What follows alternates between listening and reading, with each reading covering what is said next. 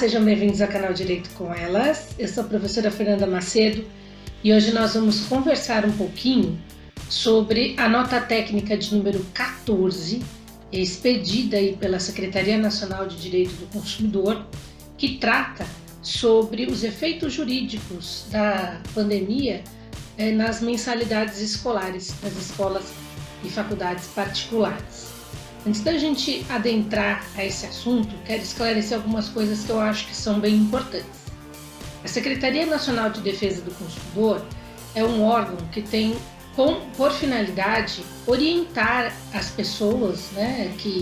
os outros órgãos que cuidam da defesa do consumidor sobre determinadas matérias. Ele é um pouco diferente do PROCON, porque o PROCON ele atua na relação consumidor direto com o fornecedor, e o SENACON ele acaba distribuindo notas técnicas que orientam determinadas áreas do mercado de consumo para que elas ajam de uma maneira a não ofender os interesses e direitos dos consumidores. Essa nota técnica ela não tem força de lei, mas ela é uma orientação muito importante até para que nós, enquanto consumidores, saibamos se vale ou não a pena usar do judiciário para reclamar de determinada situação. Nessa nota técnica se verifica que a sugestão dada pela Secretaria Nacional de Defesa do Consumidor é exatamente no sentido do diálogo como a primeira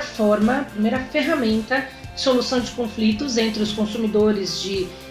instituições de ensino e a própria instituição propriamente dita, tá? O que se sugere nessa nota técnica é que se, no caso de força maior, a empresa, no caso o fornecedor, a escola ou a universidade, puder prestar serviço equivalente, o consumidor não poderá alegar a inexistência da prática do serviço que justifique o pagamento integral das mensalidades, tá? A gente sabe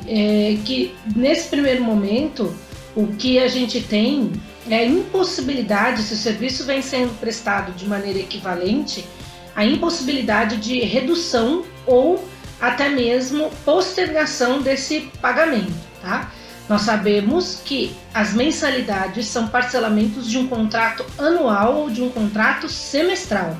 que a universidade ou a escola definiu o pagamento em parcelas até para que se possa aí ter o maior número de pessoas consumindo aquele serviço propriamente dito, tá?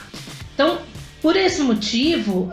esse diferimento das prestações de aula ou transformar uma aula que seria presencial numa aula à distância não é justificativa para a redução dos valores das mensalidades.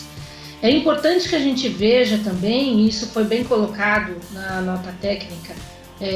analisada, que o fato das instituições de ensino não estarem arcando com custos em função de água, luz, enfim, não dá o direito do consumidor exigir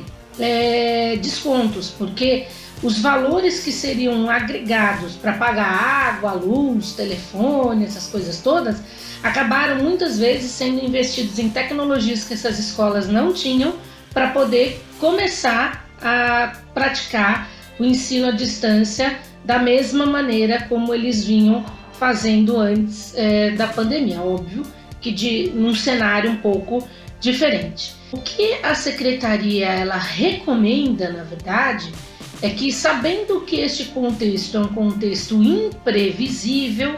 que se justifica um desarranjo dentro das escolas, e a gente deve lembrar que as escolas também têm responsabilidade com os seus professores, com os seus funcionários e tudo mais, e está tentando se reinventar nesse cenário, tenho certeza disso, por ser professor e conhecer muitos professores. A gente percebe que a faculdade ou a escola já fez uma programação anual com o recebimento daqueles valores, E isso pode impactar também até na continuidade depois dos tempos de pandemia do oferecimento daquele serviço propriamente dito. Então, o que se discute aqui, o que se sugere nessa recomendação da SENACON é que vocês aí que têm esse tipo de problema, que estão passando por uma situação dessa, primeiro tentem fazer um diálogo aí com quem presta esse serviço propriamente dito, tá? Então, de fato, hoje as instituições de ensino, teoricamente, pelo contexto da Covid-19, não têm a obrigação de suspender pagamentos de mensalidade e nem dar descontos. Economicamente, dentro desse cenário, as universidades e escolas particulares podem conceder este desconto como entendimento entre os seus clientes, entre os seus consumidores e ela, prestadora de serviço. Mas a gente, percebendo que há prestação de serviço, mesmo por outras vias, isso não seria, esse desconto, esse abatimento no preço, não seria de fato o caminho legal que você possa, enquanto consumidor, ingressar com uma ação para exigir que isso seja resolvido dessa maneira, tá bom? Então eu vou procurar trazer aqui para vocês nas próximas oportunidades essa análise que a gente tem aí dessas notas técnicas, que eu acho que são importantes, até para que a gente não tenha uma judicialização em massa, porque o Poder Judiciário também, diante de toda essa situação, daqui a pouco vai ter tanta ação que ele não vai conseguir dar conta, né? 2020 certamente será aí um ano em que o Poder Judiciário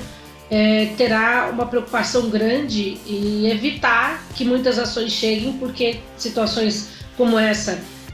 chegarão às portas do Judiciário e caberá ao Poder Judiciário, até mesmo orientado pela Secretaria Nacional de Defesa do Consumidor, dar as decisões que se entender mais justas, tá? Então, estou compartilhando aí com vocês essas importantes recomendações para que a gente, até como advogado, como cidadão, saiba o que é possível a gente usar como ferramenta de defesa dos nossos direitos, tanto nos PROCONs como no Poder Judiciário. Obrigada pela sua participação aqui no nosso canal. Até nosso próximo encontro. Tchau, tchau.